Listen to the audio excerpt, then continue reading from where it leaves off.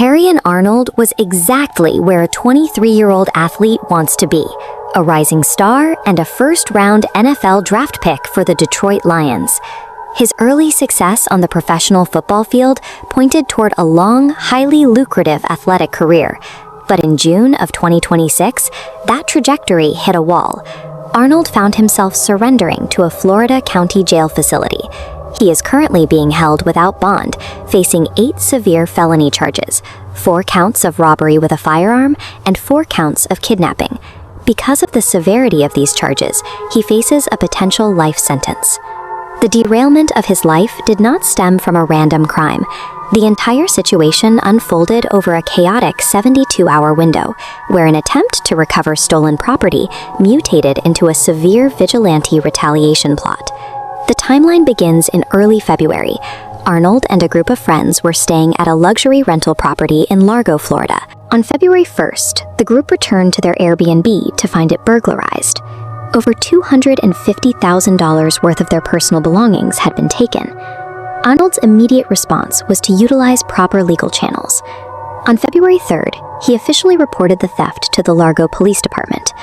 A $250,000 loss is a massive financial hit, even for a professional athlete. The stolen property included high-value personal items, creating an intense amount of frustration for Arnold and his associates. At this moment, Arnold was protected by the law as the victim of a major theft.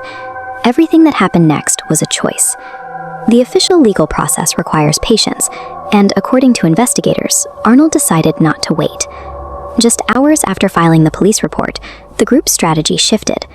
Arnold developed a strong suspicion that 3 specific men in the local area were the ones who broke into the rental property. This diagram illustrates the state's theory.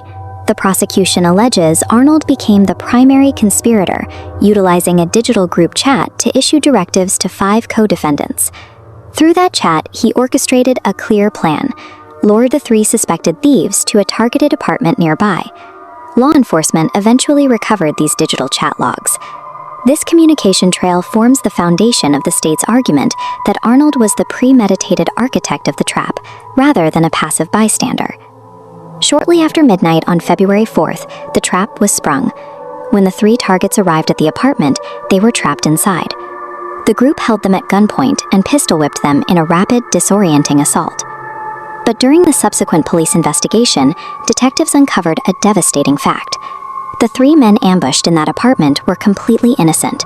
They had absolutely zero connection to the Airbnb theft. Based entirely on a flawed assumption, innocent people were targeted, terrorized, and physically beaten.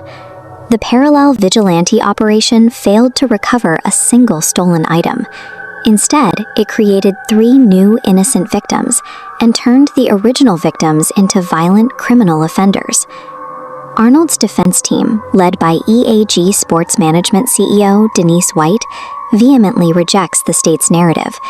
They categorically deny his involvement in the plot and maintain his absolute innocence.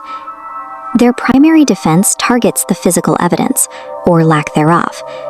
According to Arnold's representation, prosecutors lack any credible, direct evidence placing Arnold at the scene of the assault.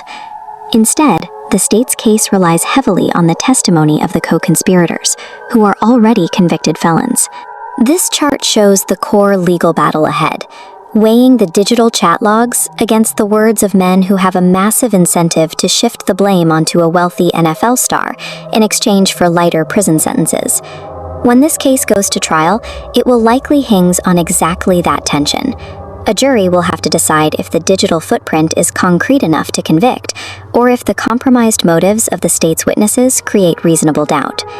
Right now, Arnold's reality is dictated by the Florida court system. He remains in custody, while the Detroit Lions and the NFL have deferred entirely to the ongoing judicial process.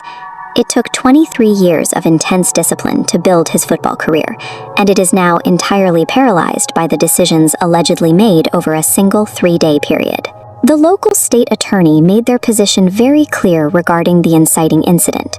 A dispute over missing property, no matter the financial value, never legally or morally justifies violence or kidnapping. When citizens attempt to bypass law enforcement and take matters into their own hands, it destabilizes the justice system and guarantees collateral damage. The pursuit of vigilante justice did not solve the original burglary.